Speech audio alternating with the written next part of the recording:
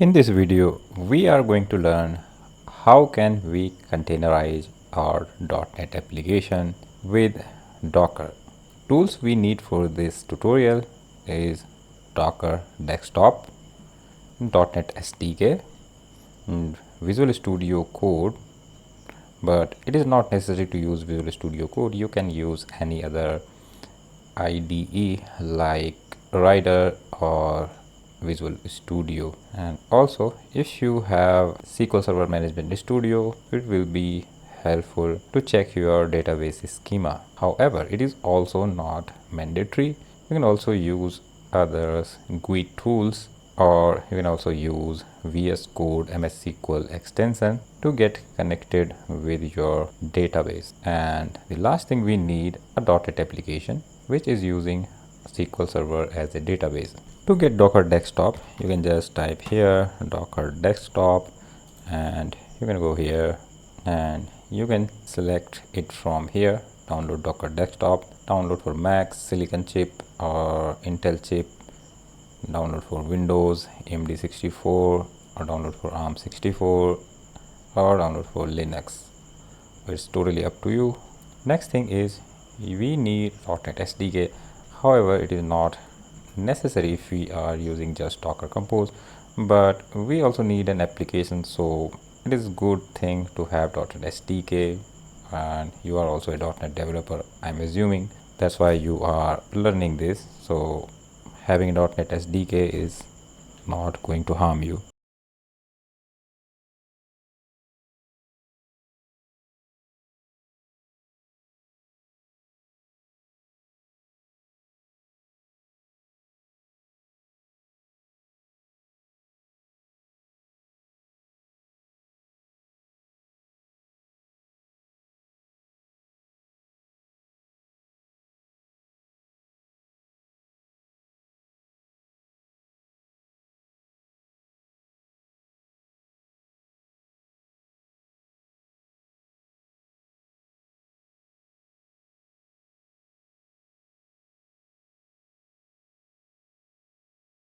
So you just have to type here .NET SDK download, and you can download it from here. So you can download either .NET 8 or .NET 9. I would recommend to download .NET 9 because it is a latest version. However, it is a standard term support, but yeah, it's a good choice. So you can download it according to your operating system. Next thing, we need Visual Studio Code, and you can usually download it from here. If you are using Windows, then you can download it from here, or you can also download it from Windows Store, but I would recommend you to download it from here and get your exe, and with that you can get some little extra features like this feature, open with code. Next thing, we need SQL Server Management Studio, which you can also get from here, SQL Server Management Studio, and you can install it from here. However, it is only available for Windows operating system only. So if you are using Mac or Linux, then you have to rely on other softwares like dbeaver, or you can also use Visual Studio extension for MS SQL. And the last thing, we need to create a .NET application which will be using SQL Server as a database, but you do not need to worry about it. I already have an application which you can clone from my GitHub repository. I will post that link in the description, and you can follow that link, clone that application, and you can follow along with me. We have multiple ways to create a container. The first one is using Docker commands, and another one is Docker Compose. I'm going to show you both ways because if you don't know what are the problems that Docker Compose solves, so you are not going to understand its use case. First, we will create our images and our container using Docker commands. Then we will follow the second approach using Docker Compose. So we are going to use the first approach, which is using Docker commands. The first thing we are going to do, we are going to spin up the SQL Server container, because I don't have any instance of SQL Server in my local machine. So I'm going to spin up it anyway. For that, we need a Docker desktop up and running. Make sure you have installed it. Now here we can check SQL Server Docker image. Okay, and here you can go to the hub.docker.com and you can check out this image, Microsoft SQL Server, Ubuntu based images, and you can just copy this command and paste it here. That's it. But we are going to use this one. Both are same, both are going to fetch the latest database, but it is more explicit command. It is saying, yeah, it is a 2022 database. So we are going to copy it from here and we're just going to paste it here, and if you press enter, it will download the image for you. Since I already have this image, so I'm not going to install it, but you have to install it. Okay, once you have installed that image or pulled that image, you can see it here. So here we have this image, mcr.microsoft.com, blah blah blah. So this one, and you can also check it from the command line, which is docker images. So here you can get the list of images you have pulled from Docker Hub or you have created yourself. Now we have the image and we have to create a container out of it. So let's go here and we can see I don't have any containers. To check container, we also have a command like docker ps. It will show the running containers, and docker psa will show all the containers. Since we don't have any container, so it is not showing anything. So now we have to create a container of SQL Server. So let's see how we can do this. If we go here in the docs, you can see how you can use this image. So here we have this command docker run e except eula, etc., and we have lots of these things. So I already have a command here in my text file. I'm going to use it from here. Anyway, you can use it also from here, that does not matter. So here we have this script with multi-lines. I'm using Windows, so for multi-line here we have this backtick sign. If you are using bash, then you can use this backward slash instead of this backtick sign. Other thing will be same. So let's understand what is going on here. Here it is the command docker run -e accept eula, means end user license agreement. We are accepting it by typing equals to y. Then here -e mssql-sa password equals to, here is our password. I have used this one. You can use other password also. And here -p 1433, and it is the port. The first one is the port of host machine, which is our local machine, and this one is the port in the Docker container. Next one is name of our container, which is mssql-dev. Next is host name sql1. Okay. Next one is sqlvolume, and the path of this is /var/opt/mssql. Next one is -d, and it is the name of image, which is this one.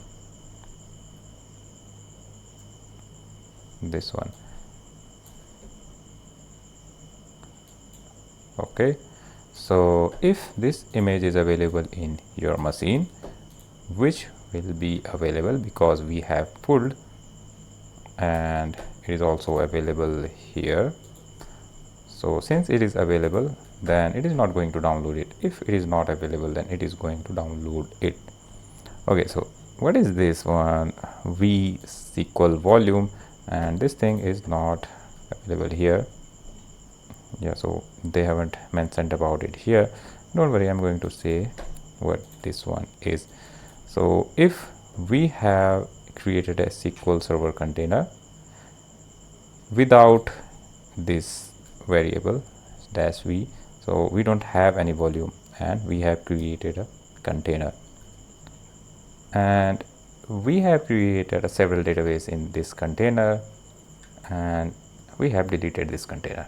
Next time, let's suppose you have spin up this SQL Server container with the same command again, then you will see that where are my databases? Those databases are gone. So to avoid this situation, we have this thing called volumes.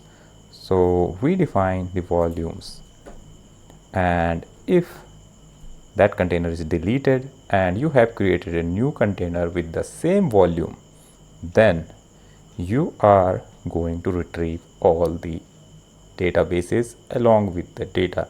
So those databases will persist in this volume. So let's press enter. Okay, so our container is created. Let's check docker psa. So here we have this container. I know it's messy, so here is container ID, here is container, sorry, image name, then here is, I don't know what it is, whatever it is. Main thing is here you can see up 10 seconds. It means our container is up and running. However, you can also check it from here. That's why we have GUIs, and GUIs are nice. So you can see here we have container and it is up and running. You can stop it from here if you need. Let's see. Okay, so it is stopped. If we check again, we will see that created about a minute ago and exited 5 seconds ago. If we type here docker ps, and it won't show anything because our container is not running. Okay, so how can we run it from here? So we have two ways to run it. One is directly start it from here, and another way is docker start and name of container or the container ID, or container ID is this one. So you can just type starting 3 or 4 letters, so 793D, 793D, and it is started. Or you can check the status docker psa, and it is saying up, and here it is also running. And to stop, you can just type docker stop 793D, 793D. You can also start it with the container name, so docker start, and our container name is mssql-dev. Oh, so it is not name. Let's see, mssql-dev docker psa. I get it, it is a typo, mssql-dev. So you can start it like this, and you can also stop it like this. I'm not going to stop it, it is a waste of time. So you get the point. Now our database is up and running. Sorry, SQL Server is up and running. You can go here and you can check the logs. Okay, so everything is up and running. You can also go here,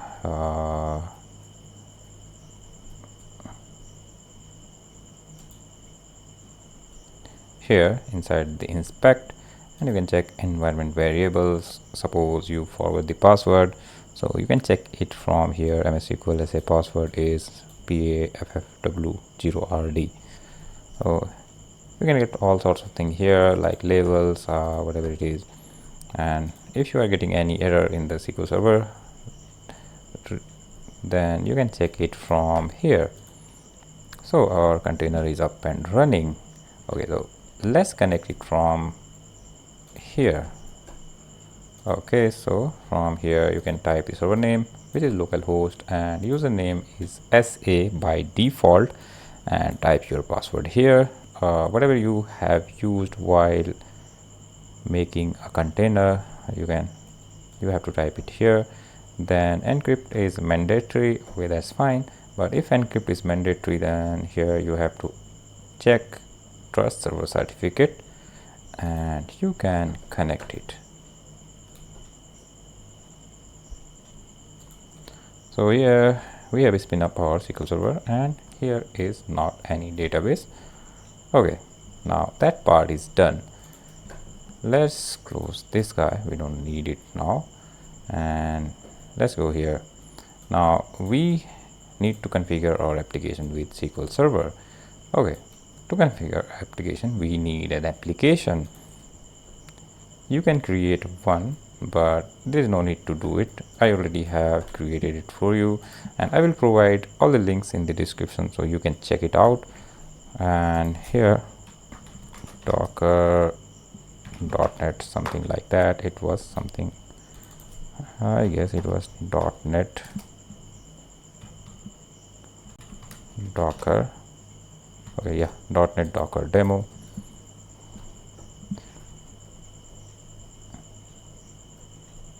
And here just copy this command, go here, type git clone, and I hope it is visible. Okay, git clone and the URL. We are done. So cd .net docker demo. Okay, that's fine. If we type code dot, this application will be open in the Visual Studio Code.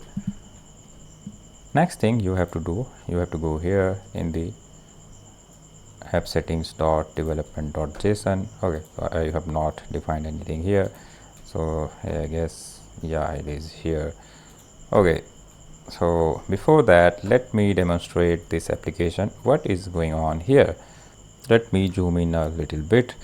Okay, now we are good. So let's type here db, sorry, something like that, person context. Okay, so here in the person context we can see how many tables we have. So we have this single table which is person with these properties, name, and that's it. There's only one property. So our table will be person with this field or column.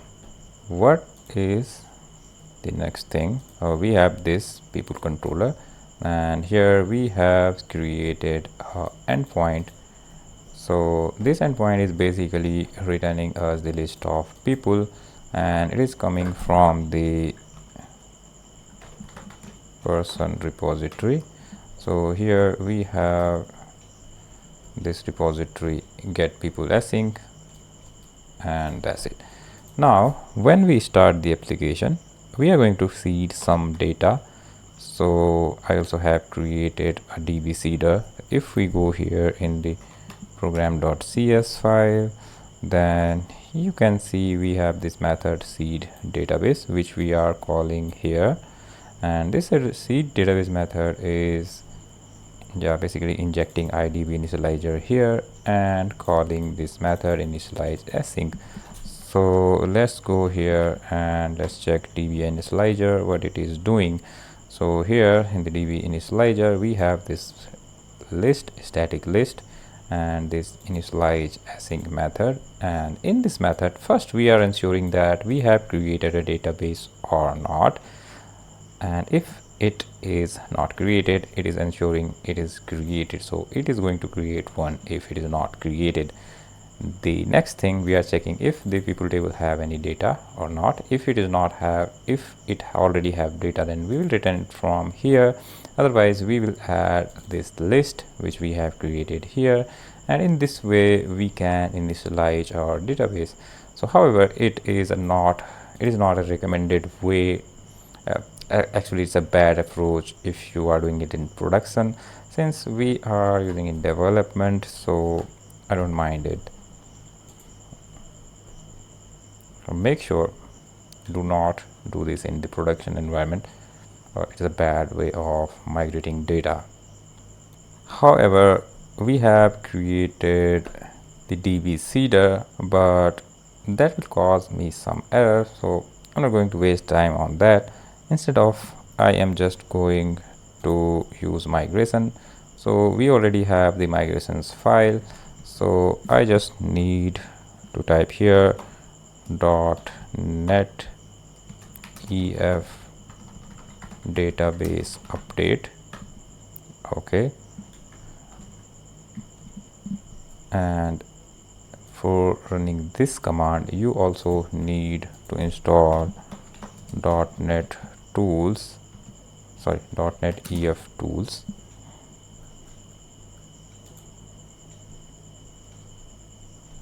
You can install it from here if you already have it, so you can also update it from this command. Okay, so let's move ahead and let's type this command and run this command. No project found, because if we see here, we do not have any csproj file. Our csproj file is located here, so we need to visit this directory first. So .NET docker-demo.api. okay, not .NET run, let's just type .NET EF database update.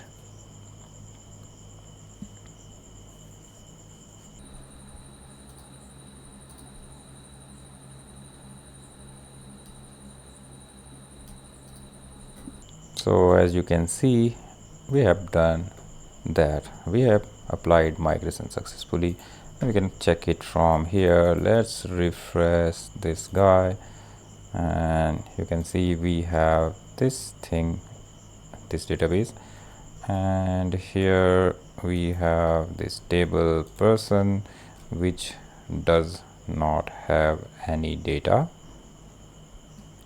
I assume it does not have any data now. Okay, so we are fine. Now let's run our application .NET run. Now I'm hoping it is going to seed some data for us because we have defined DB seeder. Okay, so you can see here it has executed some SQL statements.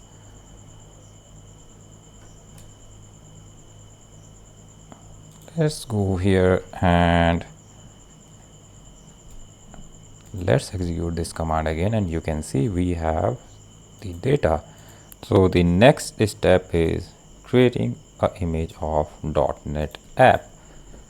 So how do we do that? Now here in the root directory we have to create a new file. Let's name it docker file, just docker file without any extension. So this is the file that is needed to create a docker image, and docker image is needed to create a container. So if we go here inside this GitHub repo, and you can click on this branches, and inside the branches we have a branch named container, and in the container branch we have this docker file and this compose YAML file, which will be needed later part of the video. So here in the docker file you can just copy everything from here and paste it here. And this file seems overwhelming, but don't worry, I'm going to explain everything. So we are going to create build in 2 steps. So first step is here, from here to here. Okay, so this one is first stage and this one is second stage. So let's talk about the first stage.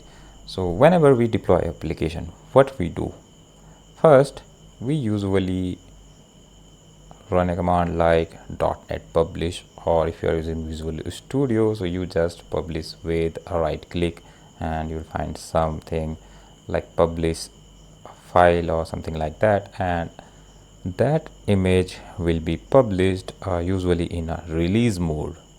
Okay, so first step to deploy is publish your application, then it will create the published file, then those published file will be uploaded to the server and we are good to go. So we need to do the first step.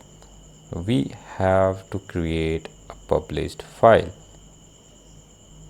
So how do you publish file? Since we are inside Docker, we don't have any SDKs, so how can we even publish our file? So first, we need to download the SDKs inside that container. So containers are isolated, it contains everything. So if it is going to contain your application's published file, that means it also have to publish that file. To publish those files, you need the .NET SDKs. So in the first step, we are going to get .NET SDKs, and with this command from the mcr microsoft.com .NET SDK 9.0. Right now 9.0 is the latest one, and our project is also created in .NET 9. That's why you are using .NET 9. But if you are from distant future and your application is in .NET 10, then you have to type it .NET 9.0. However, it is not any random string. We have this available in the Docker Hub, .NET Docker image, and you can go here in the Docker image, in Docker Hub.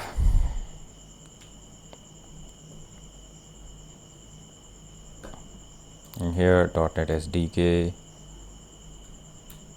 here is it, docker pull mcr.microsoft.com/.NET/SDK:9.0, which is defined here.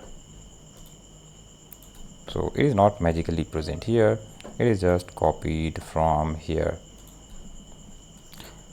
Okay, so in the first step, we need to import or pull the image from the Docker Hub, and we have named it a build. Okay, so this name is going to be used in the future, so make sure you are aware of that. So first step is pulling the image from the Docker Hub. Next step is work./source. So in the next step, we have created a new folder or directory named source.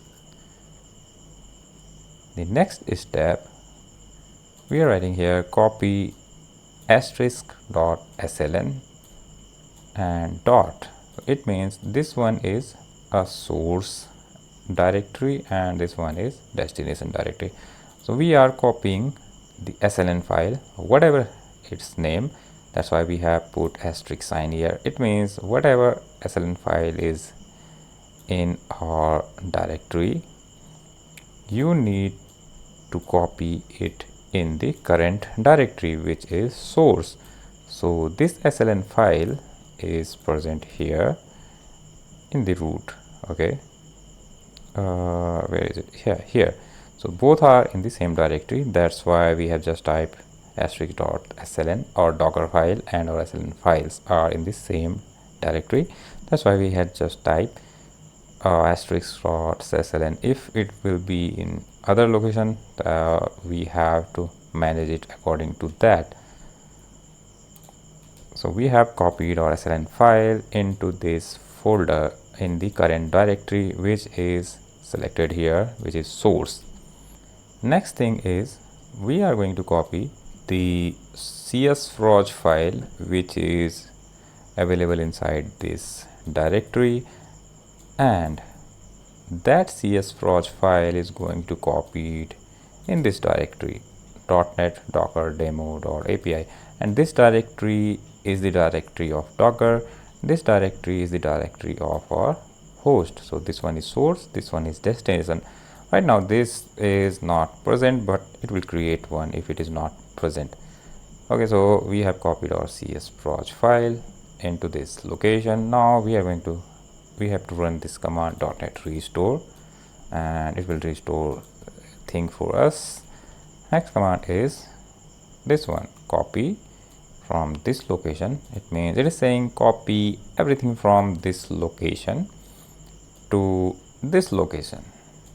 That's fine.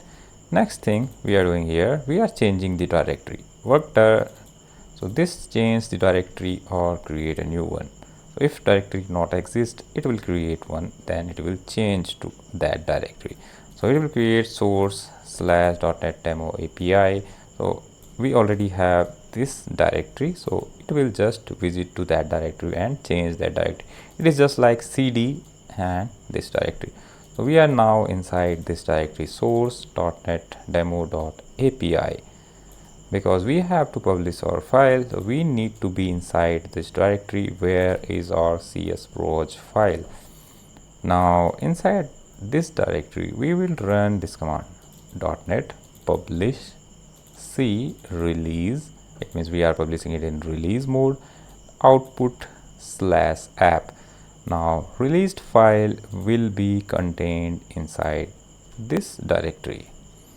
Okay, now our first stage build is completed. We will move to the next stage.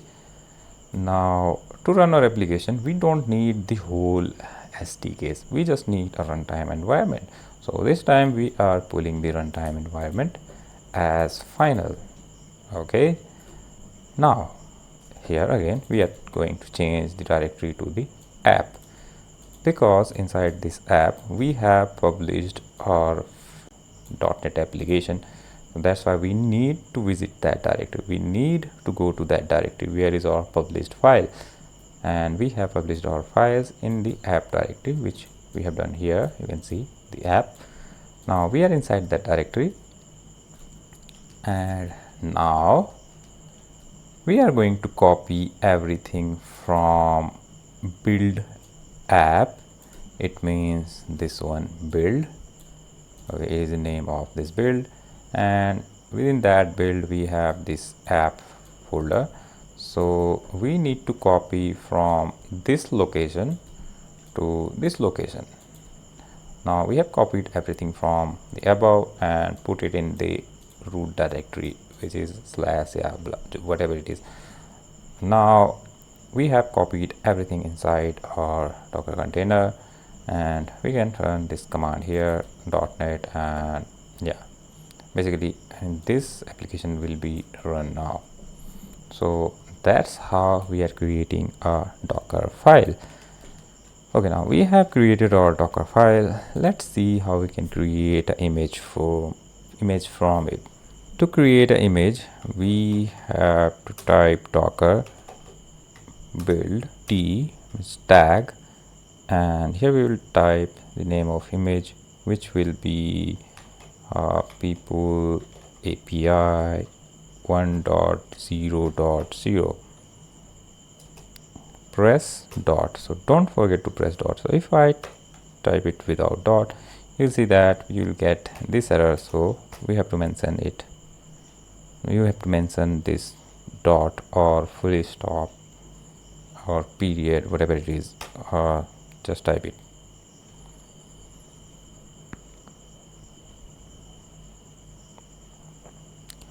And now the process is started. It is going to take a little bit time because it will pull the .NET SDK, then it will do some other stuff. So we are done here. So if we can type here docker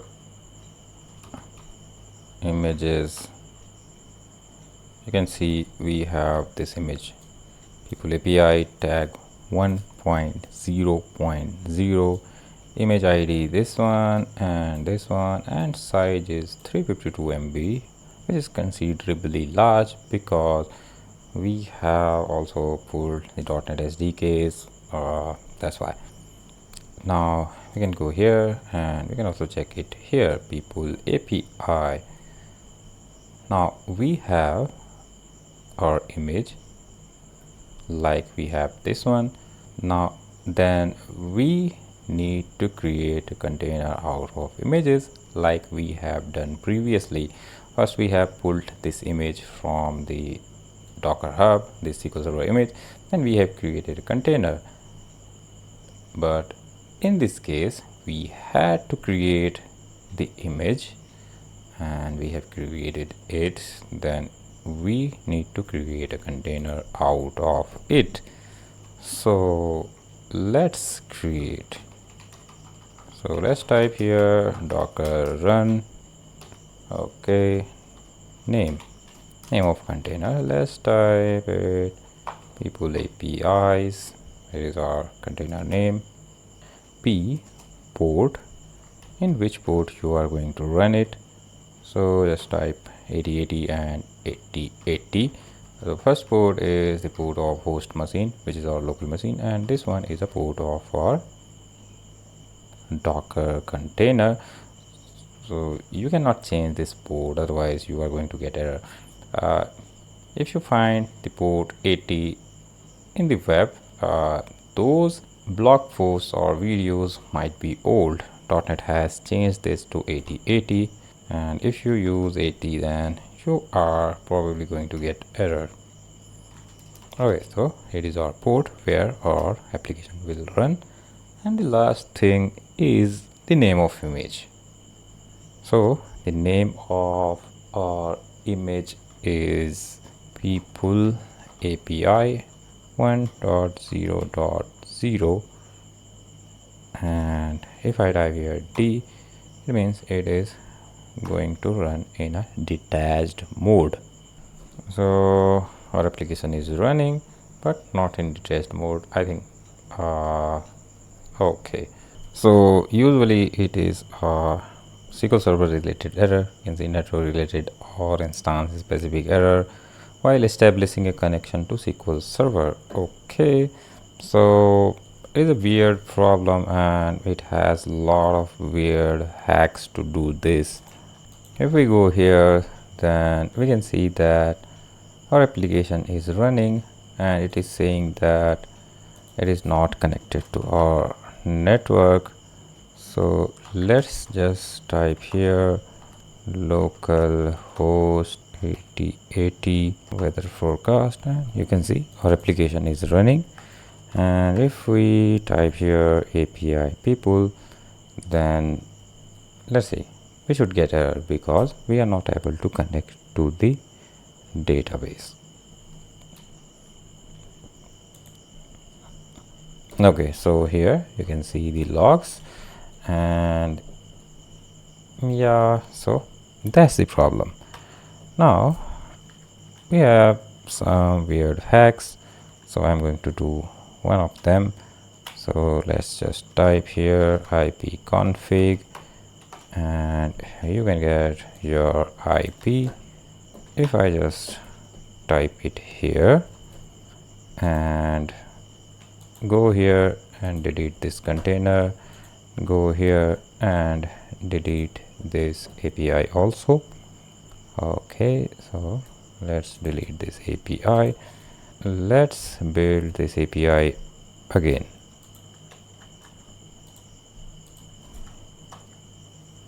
And this time is not going to take too much time like before, and we are done. Let's create this container.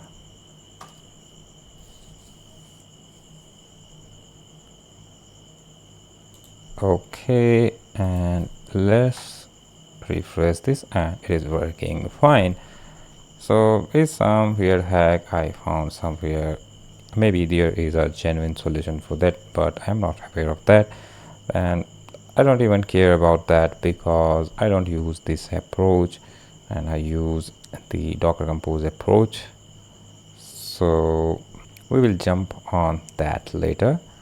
So first, here you can see everything is working, but it is not running in a detached mode.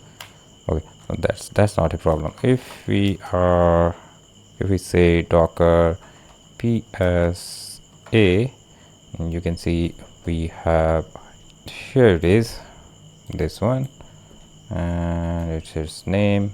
You can also check it from here, and if you want to remove, start it again, docker start, you can type either its container id starting a 3 or 4 letter like this, or you can type the name of image, not container, people apis, no such container. What it is then, people api. Okay, there is no s, there is a typo, people api. Again I am getting error. Name is actually people apis. Yeah, that's fine. So it is again running docker psa.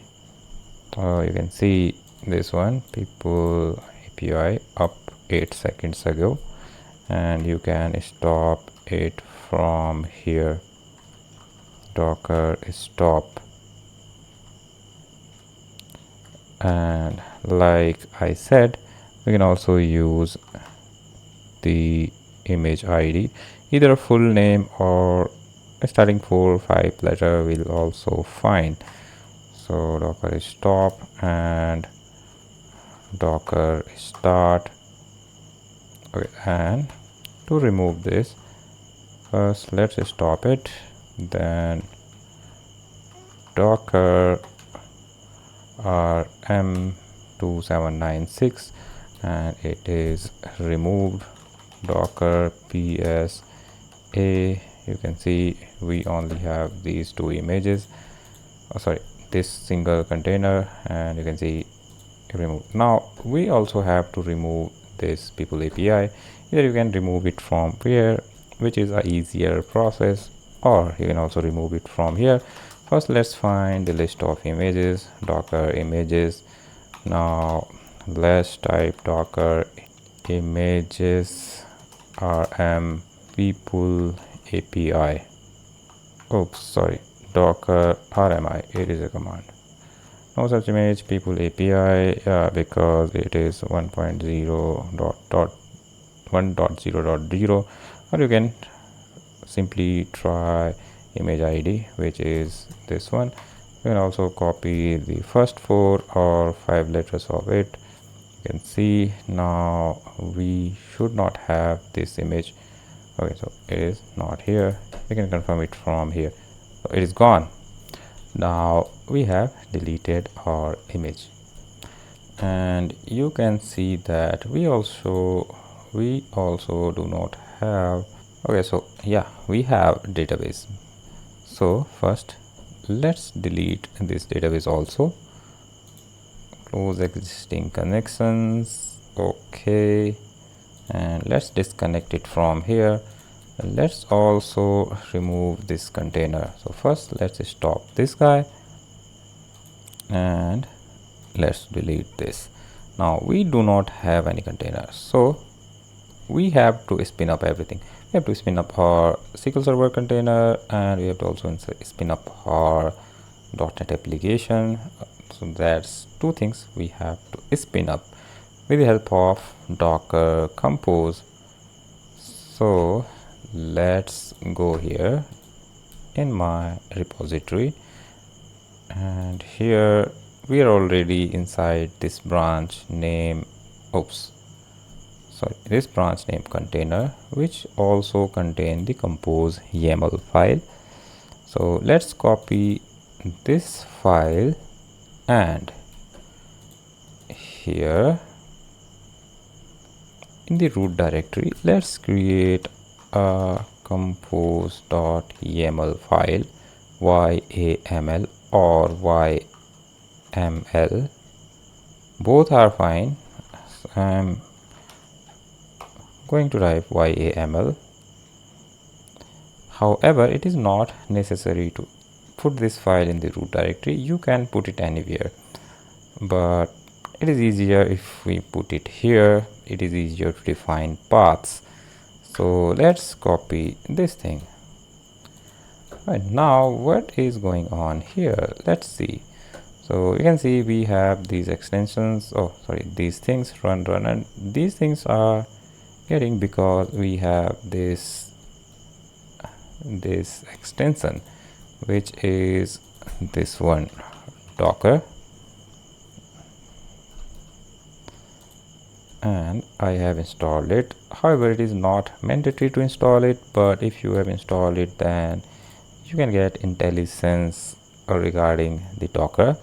So it's nice if you have installed this extension.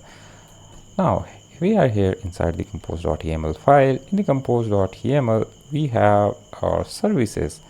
So we have our first service, which is server, and server is not a nice name. I think we should name it web API or just web. And next thing is container name, and this one is people APIs. It is going to be our container name. That's it. And next one is build dot, which means here in this step we are going to build our image, which is going to build using Docker file, which it is assuming that in the same directory in which the compose YAML file, and that is absolutely true. Our compose file and Docker file is in the same directory. So we are going to build we are going to build this image from the Docker file. Okay, so it is absolutely necessary to have this Docker file. Otherwise, how we are going to create an image or build an image? Next thing is image people API 1.0.0. It is the name of image which we are going to build in this step. Next one is ports 8080, 8080, like previous one. This one is the port of host machine or local machine, and this one is the port of or Docker. So this port should be 8080. It shouldn't be like 80. It must be 8080, otherwise you are going to get error. Now it is saying it is depend on SQL, which is another service. Let's name it DB. DB is much more suited name. It depends on this DB. What does it mean? It means first our DB service is going to be created. So our order will be like this. First, this service is going to run.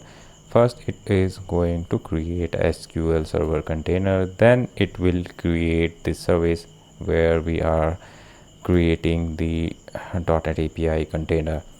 So that's why we have written here depends on DB.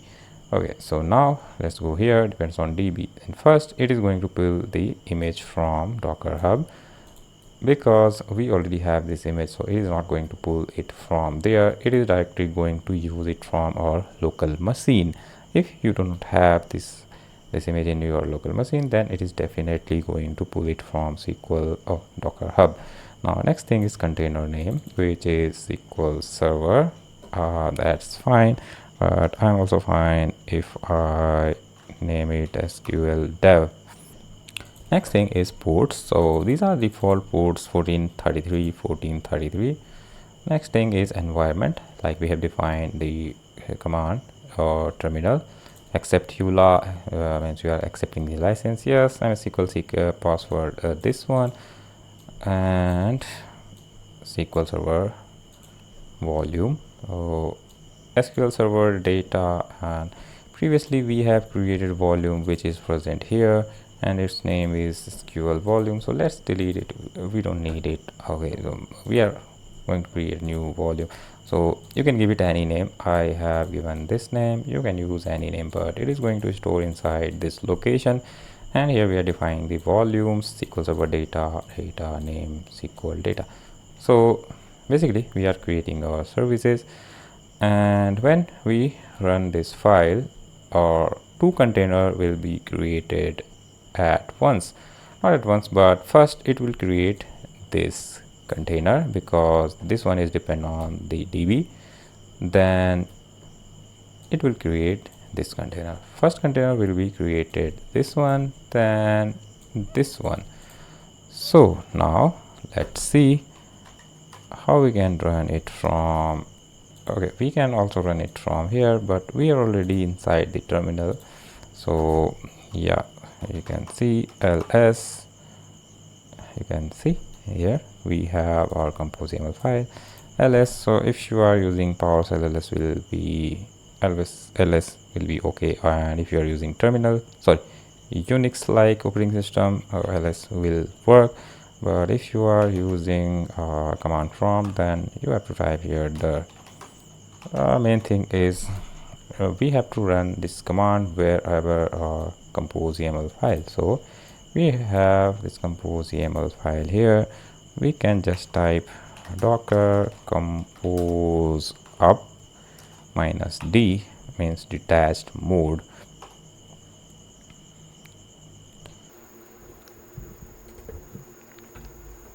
So it is very quick, and you can see it has created this service web build, then it has created a network, and it has created the volume, then it has created the container mssql-dev and container people API. So if we type here docker images, you can see we have this image people API tag 1.0.0, and if I type here docker psa, you can see that we have these two containers created at once, and which means we have achieved two tasks in a single command.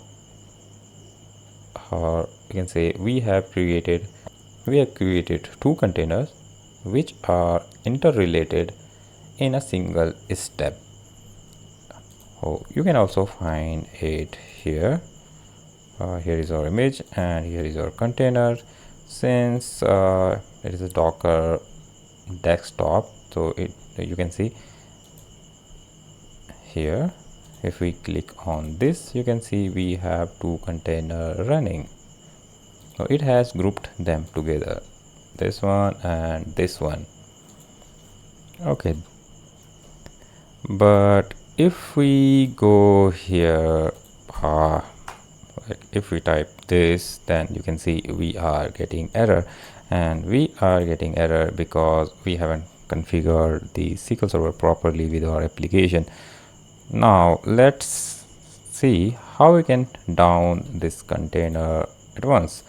So it is easier with docker compose. Let's type docker compose down, and it will remove this container.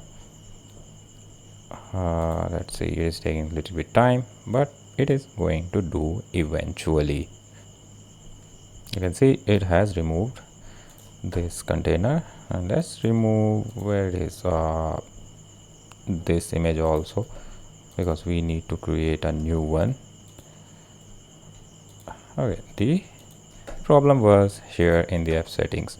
So here we don't need to define this guy. Okay, we have to define where it is this one, the name of our database service DB. Okay, so just paste it here, server equals to DB 1433. Okay, so let's run it again, docker compose up -d.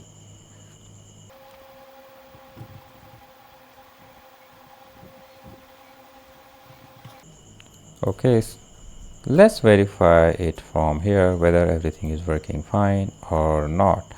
So if we go here in the DB, sorry, not here, here, you can see everything is working fine.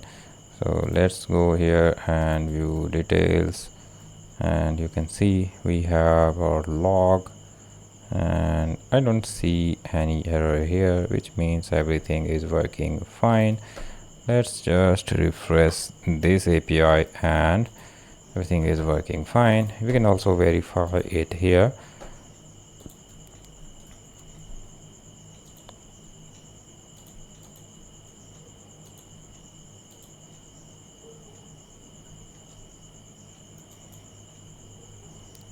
Let's go here and edit 200 rows. Let's name is let's add another row and name it whatever it is, Jill. Oops, so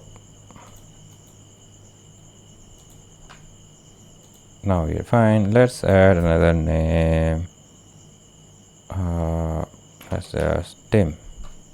Sorry, names. And if we refresh it, you can see we have 2 new records.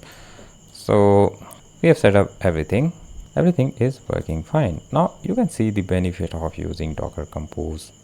You just need this file where you have configured every dependency. Right now we just have one dependency like database. If you have other dependencies like you are using Redis case or you are using RabbitMQ, then you need to define it inside the compose YAML file and everything will spin up at a single command. And now if you want to test this thing in some other computer and like you want to give this file, this application to someone and you say, hey, just test it, and if that person does not have the environment, like he does not have configured, he does not have installed the .NET SDKs and he does not have a SQL Server database, it might possible that he use some other databases and he want to test this application. Then if he installed the SQL Server, then he configure, or he or she, whatever it is, or that person want to use this application, then that person have to install a database first, then that person have to configure its application according to that, then that person can run this application. And if you just give this application with compose YAML file, that person just have to run the docker compose up command and those things, whatever it is necessary to run this application like .NET and SDKs or SQL Server 2022, those things are going to be downloaded from the Docker Hub and that application will run just like it was running in my machine. So it will run same in every machine.